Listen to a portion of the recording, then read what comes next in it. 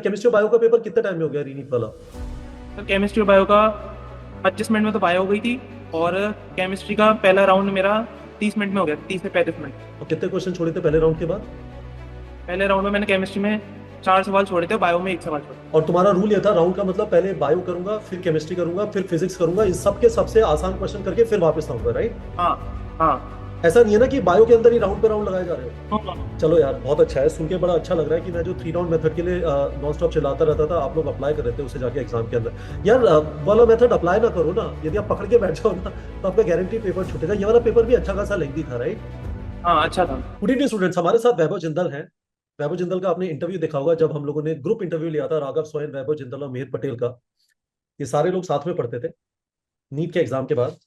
वैभव Jindal Gangapur city से, it's a small place in Rajasthan. और वैभव जिंदल ने लोकली कोचिंग ली, फर्स्ट अटेम्प्टर हैं। इनका इस बार स्कोर है 675, इनकी रैंक है 347। सबसे पहले वैभव ये बताइए कैसा लग रहा अच्छा लग रहा है। है? राहत मिल गई सर, हो गया सिलेक्शन।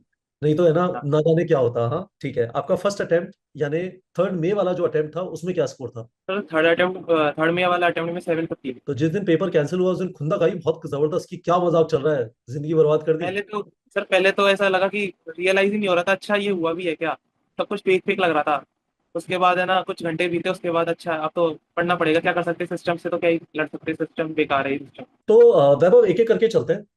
अ, आपने कोचिंग कहाँ पे की? सबसे पहले अपने कोचिंग का नाम बताइए, कोचिंग में जो सर थे जिन्होंने आपके ऊपर मेहनत की उनका नाम बताइए। सर मैंने coaching DS science academy Gangapur city से करी है। और मेरे एक डायरेक्टर सर है श्री अवधेश शर्मा, उन्होंने मेरी बहुत हेल्प करी। और केमिस्ट्री के टीचर है पाटीदार सर, और फिजिक्स के सुभाष सर, इन तीनों ने तो मेरी बहुत ज़्यादा ही हेल्प करी है। अवधेश सर डायरेक्टर हैं, पाटीदार सर हैं, सुभाष सुभाष। सुभाष क्या पढ़ाते हैं? फिजिक्स पढ़ाते हैं। फिजिक्स। तो आपको कभी भी ऐसा नहीं लगा वैभव की गंगापुर सिटी में पढ़ने की जगह आपको कोटा चले जाना चाहिए? आपके आसपास के काफी सारे लोग इस टाइप का डिसीजन लेते होंगे, खासकर राजस्थान में, कि 10th तक पढ़ लिया यहाँ पे, 11th और 12th कोटा में जाके करनी चाहिए और कोचिंग करनी चाहिए वहां से। सर पहले लगता था, पर उसके बाद मैंने मेरे भैया दीदी से डिस्कस करा, तो उन्होंने बताया कि कोटा का माहौल है ना, मतलब एडवर्टाइजमेंट में अच्छा लगता है, पर उधर रहना है ना बहुत ज़्यादा ही मुश्किल होता है। उधर किस तुम्हारा मुश्किल है? एक दिन निकालना भी ऐसा लगता है कि ये कहाँ फंस गए।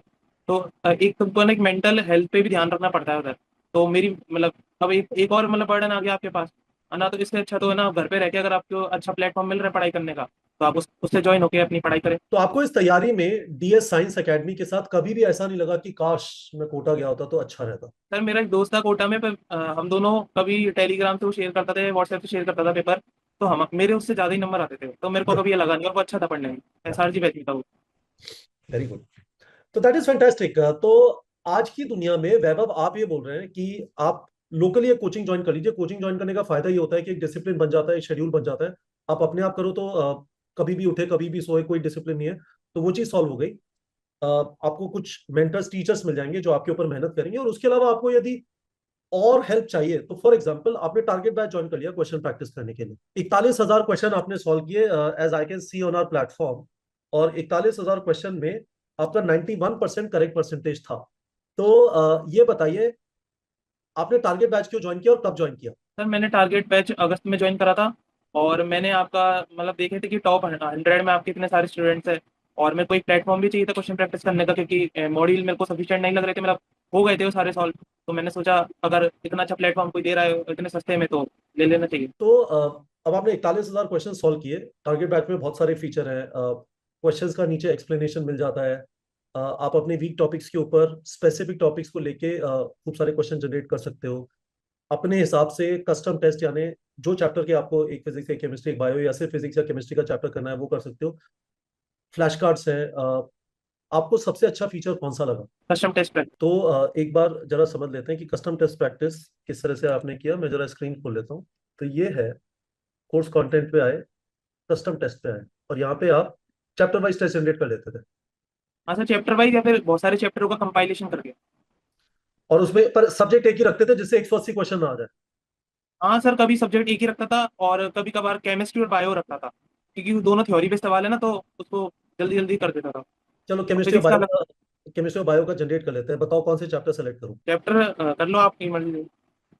मेरी जो मर्जी है कर लूँ। तो डीएनएफ लॉग सेलेक्ट कर लिया, कोऑर्डिनेशन कंपाउंड सेलेक्ट कर लिया, जुआलॉजी के अंदर याद करने वाले तुम बोल रहे हो एनिमल किंगडम सेलेक्ट कर लिया, structural organisation in animal select कर लिया, बॉटनी के अंदर biological classification, plant kingdom, 6 chapter select कर लिए। जनरेट किया तो ये अजीब से नंबर आता है। जरा ये बता दो बच्चों को कि 135 क्वेश्चन का टेस्ट क्यों आया है? क्योंकि सर 90 बायो में हो गए और 45 केमिस्ट्री में हो गए। Thank you very much. और फिजिक्स क्योंकि आपने सेलेक्ट नहीं किया तो नीट के एग्जाम में 135 क्वेश्चन ही आएंगे बायो और केमिस्ट्री से। और अब यहाँ पे पीडीएफ का ऑप्शन नहीं है एनटीएस सीबीटी मोड में, आप उसके टेस्ट देना चालू कर दो।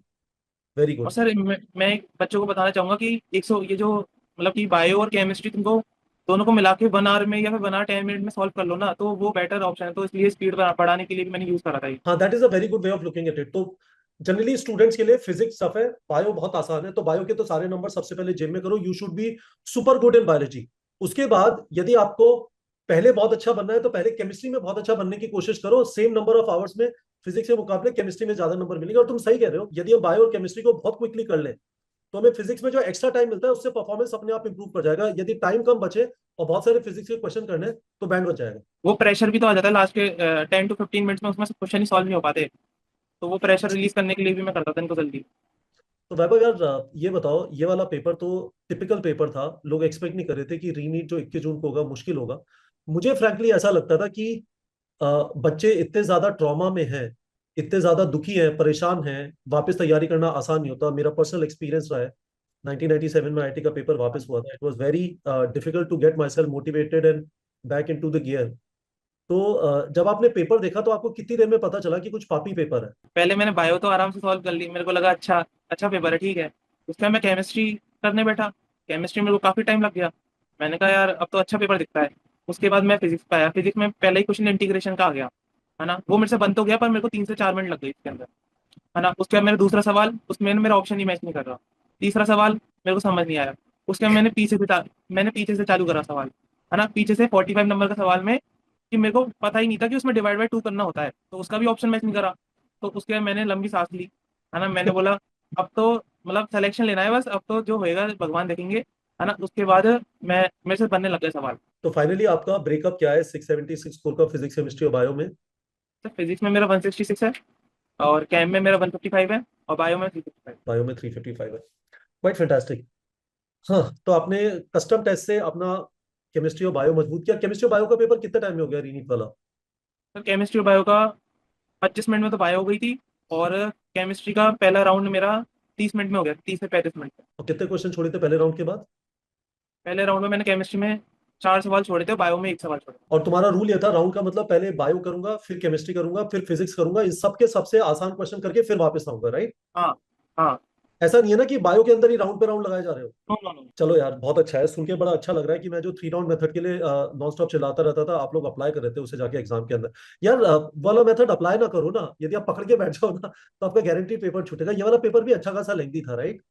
हाँ अच्छा था। तो वैभव अब ये बताइए, यदि आपको किसी को एडवाइस देनी हो, तीन आपके हिसाब से the most important things to crack NEET, कोई आपसे आके पूछे, आपके शहर में आके पूछे, कोई ऑनलाइन पूछ रहा है, बच्चे आपसे कमेंट सेक्शन में पूछ रहे हैं इस वाले वीडियो के, तीन सबसे इंपॉर्टेंट चीजें क्या है आपके हिसाब से यदि आपको नीट क्रैक करना है तो? जब किसी भी हालत में, भली तुम्हारे घर पे फंक्शन हो या कुछ भी हो, तुमको कम से कम 2 to 3 आवर्स तो स्टडी करनी पड़ेगी, सेल्फ स्टडी, जिससे तुम्हारा फ्लो में ना टूटे।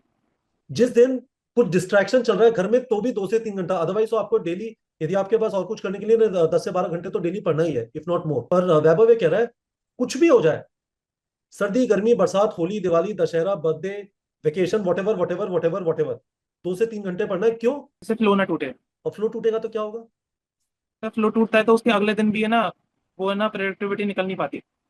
बॉस तुम इतनी अच्छी बात बोल रहे हो ना, I can not tell you, it is so important. पहली इंपॉर्टेंट चीज बताई, हर रोज पढ़ना है, चाहे थोड़ा कम भी पढ़ो किसी दिन जब डिस्ट्रैक्शन है, पर पढ़ना है। दूसरी चीज क्या है वैभव? सर दूसरी चीज, क्वेश्चन प्रैक्टिस से ज्यादा करो। जितने क्वेश्चन मतलब थ्योरी से ऊपर क्वेश्चन प्रैक्टिस को रखो प्रायोरिटी में। सर मैंने खुद ने 1 से 2 बार थ्योरी पढ़ी थी, है ना, और अधिकतर मैं ना रिवीजन के लिए क्वेश्चन प्रैक्टिस ही करता था। सही बात है। तो क्वेश्चन प्रैक्टिस से ये भी आइडिया लग जाता है कि किस जगह पे थ्योरी पढ़ना है, नहीं तो ऐसा लगेगा 82 चैप्टर बार बार करते रहो, कोई अंत ही नहीं है उसका तो। हाँ सर, उसमें बोरियत भी आती है ना। और क्वेश्चन प्रैक्टिस से तुमको ना क्वेश्चन करने के नए तरीके पता चलते हैं और नए कॉन्सेप्ट भी पता चलते हैं। दूसरी चीज हो गई, पहली चीज आपने बोली कितने भी डिस्ट्रैक्शन हो डेली कुछ ना कुछ पढ़ाई करनी है जैसे फ्लो बना रहा है। दूसरी चीज तुमने बोली कि क्वेश्चन प्रैक्टिस पे ज्यादा फोकस रखो, सिर्फ थ्योरी थ्योरी करने के बजाय। What is the third thing Vaibhav? Sir किसी भी हालत में ना हमको है ना एक दूसरे से कंपेयर नहीं करना है। भले किसी के आपसे 100 नंबर भी ज्यादा आ रहे हैं या किसी के आपसे 100 नंबर भी कम आ रहे हैं। अब जैसे 100 नंबर कम आ रहे हैं, आप ऐसे नहीं कि उससे बात नहीं कर रहे आप, यार ये तो मेरे से बहुत नीचे है तो मैं से क्यों बात करूं, मेरा टाइम वेस्ट है। या कोई सवाल पूछ रहा है तो ये तो मेरे को आता है, ये मैं क्यों बताऊं उसको, या फिर किसी के 100 नंबर ज्यादा है तो उससे ना मतलब इंफीरियरिटी अपने आप को फील मत कराए। आपको कभी ऐसा फील हुआ किसी स्टूडेंट की प्रेजेंस में यार कि ये तो बहुत ही ज्यादा इंटेलिजेंट है मेरे से, मैं इससे कैसे compete करूंगा? यहाँ पे तो नहीं था, यहाँ पे तो नहीं लगा मेरे को। हाँ। पर है ना, कभी कभार मतलब मैं जैसे डीएलपी ज्वाइन करा था मैंने एलएल का, तो उसमें हाँ। मेरी कभी कभार काफी दूर तक रैंक चल जाती थी। मैंने सोचा यार कैसे बच्चे हैं ये। तो कभी कभार तो ह्यूमन नेचर है सर, ये तो थोड़ा बहुत तो आ ही जाता है दिमाग में, पर उसको हावी नहीं होने देना आपको। आपके बड़े भाई एमबीबीएस करने के बाद अब इंटर्नशिप कर रहे हैं, आपकी बड़ी सिस्टर एमबीबीएस कर रही है, आप भी अब एमबीबीएस करेंगे। आपको उन दोनों से क्या कुछ स्पेसिफिक एडवाइस मिली जिसने आपको तैयारी में हेल्प किया, या वो कुछ चीज के ऊपर कंटिन्यूसली आपको रिमाइंड करते थे? तो स्पेसिफिक एडवाइस तो ऐसा कुछ नहीं था, पर उनको देख के मेरे को ये मोटिवेशन आता था कि अगर मतलब एक तो था कि मेरे अंदर कि मेरे भैया ने कही थी कि है ना मेरा सपना है ना मतलब एम्स में जाने का है, पर वो जा नहीं पाया क्योंकि है ना वो क्या पेपर में पैनिक कर गया, तो उसके फिजिक्स में 131 ही नंबर रह गए, है ना। तो मैंने सोचा यार मेरा भैया का सपना मेरे को पूरा करना है, तो मेरे को भी एम्स में जाना है। तो एक तरीके से वो मोटिवेशन तो था ही मेरे अंदर। पर वो आपको रेगुलरली गाइडेंस नहीं देते थे, पर कोई एक चीज है जिसको बार बार रिमाइंड करते थे आपको? रिमाइंड तो सर ये करते थे कि नंबरों पे ध्यान मत दो, अपने आप को इम्प्रूव करो। मेरे भैया ने बताया था कि एक कॉपी बनाओ तुम, है ना, और उसमें तुम्हारी जितनी भी सिली मिस्टेक या फिर कोई मतलब अच्छा कॉन्सेप्ट मिल रहा है उसको लिख लो, और पेपर से पहले उसको रिवाइज करके चल जाओ, तो उससे तुमको इम्प्रूवमेंट धीरे धीरे मिलेगा। और उन्होंने भी आपसे बोला होगा कि रेगुलरली क्वेश्चन प्रैक्टिस करते रहना, वो मैटर करता अब है, बाकी क्वेश्चन, सब। वो तो सर वो तो फंडामेंटल चीज है, थ्योरी से कुछ भी नहीं होगा, कुछ भी नहीं होगा। स्टूडेंट्स, हमारे साथ वैभव जिंदल है। वैभव जिंदल गंगापुर सिटी से है, फैंटास्टिक स्कोर 675। वैभव का थर्ड में को जो नीट हुआ था उसमें 715 आ रहा था। Must have been heartbreaking जब इनको पता चला कि पेपर कैंसिल हो गया, बट इन्होंने अपने आप को उठाया, तवा के प्रैक्टिस किया। इन्होंने कोचिंग ज्वाइन की थी DS science academy Gangapur city में, और इन्होंने हमारे यहाँ से टारगेट बैच से 40,000 से ज्यादा क्वेश्चन सॉल्व किए। 91% से ज्यादा इनका करेक्ट परसेंटेज था। थैंक यू वेरी मच वैभव। मैं आपसे एक फाइनल सवाल ये पूछना चाहता हूँ, कौन सा कॉलेज आप टारगेट कर रहे अभी मैंने आपने कल इंटरव्यू लिया था उसमें आपने थोड़ा मैनिपुलेट कर दिया। पहले तो इन जोधपुर ही था, पर अब मेरे को रिसर्च करनी पड़ेगी, एक बार देखना पड़ेगा। वैसे ही मेरे अभी मतलब कहीं घूमने जाऊंगा तो शायद ऋषिकेश का ही है, तो ऋषिकेश देख के आऊंगा एक बार। हैं? हाँ, अच्छी जगह है, मतलब है ना, ऋषिकेश जाके शांति पड़ती है। अभी तुम जिस झिकझिक में पले बड़े हो ना, मैं गंगापुर सिटी को जानता हूँ जनरली, मतलब हम लोगों ने है ना हाँ, शांत जगह जहाँ पे पानी बहता है ना, देखी नहीं है अभी तक। गंगापुर तो डेंसली पॉपुलेटेड है बहुत ज्यादा। हाँ, बहुत ज्यादा ऑर्गेनाइज भी नहीं है, अर्बन डेवलपमेंट भी नहीं है गंगापुर में इतना। तो बहुत बढ़िया, तो आप डिसाइड करोगे between AIIMS Jodhpur and AIIMS Rishikesh. हाँ, वेरी गुड। स्टूडेंट्स, आपके सामने वैभव जिंदल है। Vaibhav Jindal, thank you so much. अपने पेरेंट्स को मेरा रिगार्ड दीजिएगा, अपने टीचर्स को मेरा रिगार्ड दीजिएगा। उन्होंने एक बहुत जबरदस्त काम किया है, and they deserve all the credit. Thank you so much.